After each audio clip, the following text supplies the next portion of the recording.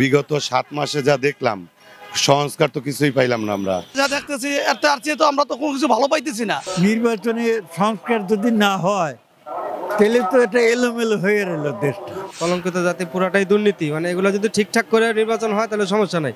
আবারও স্বাগত জানিয়ে শুরু করছি বাংলা অ্যাফেয়ার্সের বিশেষ আয়োজন পাবলিক অ্যাফেয়ার্সে। সাথে আছি আমি মোহাম্মদ ইমামুল হাসান। অন্তর্বর্তীকালীন সরকারের পক্ষ থেকে আগামী ডিসেম্বরে নির্বাচনের কথা বলা হয়েছে। এর মধ্যে কিছু রাজনৈতিক দল সংস্কারের পরবর্তী নির্বাচন দেওয়ার কথা বললেও কিছু কিছু রাজনৈতিক দল আগেই নির্বাচনের কথা বলছেন। যেহেতু অন্তর্বর্তীকালীন সরকার জনগণের সরকার নয়, অতএব সংস্কারের দায়িত্ব তাদের নয়। আজকে আমরা সাধারণ জনগণের থেকে জানার চেষ্টা করব তারা আগে সংস্কার চান নাকি নির্বাচন চান।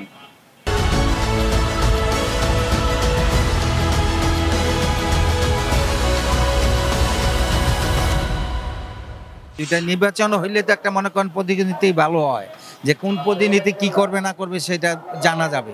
আগে সংস্কারই দরকার, তো কারণ নির্বাচন হইলে কি হবে, নির্বাচনের পর যারা আসবে তারা কিন্তু তাদের মতোই করবে আগে যারা ছিল।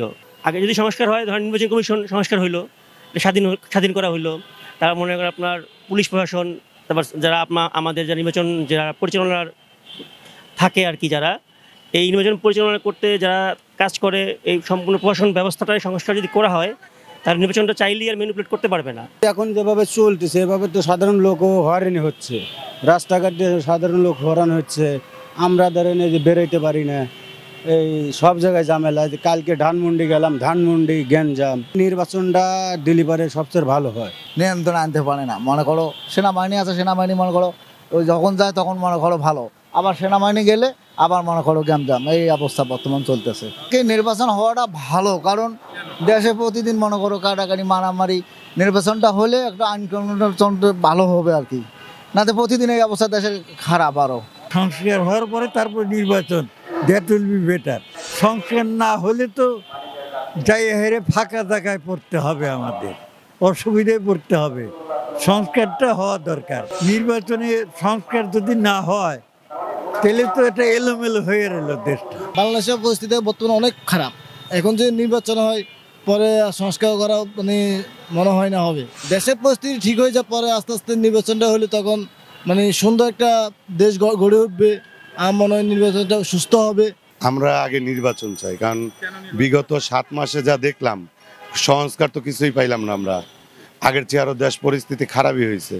খুন, ধর্ষণ, চাঁদাবাজি সবই বাড়ছে। কিন্তু এখানে যদি একটা প্রকৃত রাজনৈতিক দল থাকতো তাহলে হয়তো এতটা হইতো না, আইন শৃঙ্খলা এত অবনতি হইতো না। তার কারণ যেভাবে দেশ চলতেছে আসলে এইভাবে চলে না। এর কারণ আগে যদি নির্বাচন হয়, একটা জনপ্রতিনিধি আসলে দেশের অবশ্যই ভালো কিছু আশা করা যায়। আমরা যে সরকারের আমলে যে ছিলাম আসলে যা দেখতেছি তার চেয়ে তো আমরা তো কোনো কিছু ভালো পাইতেছি না, বেনিফিট পাইতেছি না। এই সাধারণ মানুষ আমরা 80 টাকা কেজি 100 টাকা কেজি চাউল কিনে খাইতে হয়, তো আমরা কি পাইলাম? এই দেশে 100 টাকা কেজি চাউল কিনে খাইতে, 80 টাকা কেজি চাউল কিনে সাধারণ মানুষ আমরা এই গাড়ি চালে আগে 1000 টাকা ঘরে নিয়ে গেছি, এখন 400-500 টাকা ঘরে নিয়ে যেতে অনেক কষ্ট হয়ে যেতে আছে। কলঙ্কিত জাতি পুরাটাই দুর্নীতি, মানে এগুলো যদি ঠিকঠাক করে নির্বাচন হয় তাহলে সমস্যা নাই। তো আগে সংস্কারই চাচ্ছি, কারণ আমাদের অনেক সংস্কারের প্রয়োজন আছে। আওয়ামী লীগ হোক বা বিএনপি হোক, আইসা একই কাজ করবে। তো এই জন্য যদি অন্তর্বর্তীকালীন সরকার যদি আমাদের কিছু সংস্কার করে দিয়ে যায় তাহলে হয়তো বা পরবর্তীতে আরেকটু ভালো থাকলাম আর কি। অধিকাংশ সাধারণ জনগণ আগেই নির্বাচন চাচ্ছেন। যেহেতু কোনো রাজনৈতিক দল যদি ক্ষমতায় আসেন সেক্ষেত্রে তাদের সংস্কার করাটা অনেক সহজ হবে বলে মনে করছেন তারা।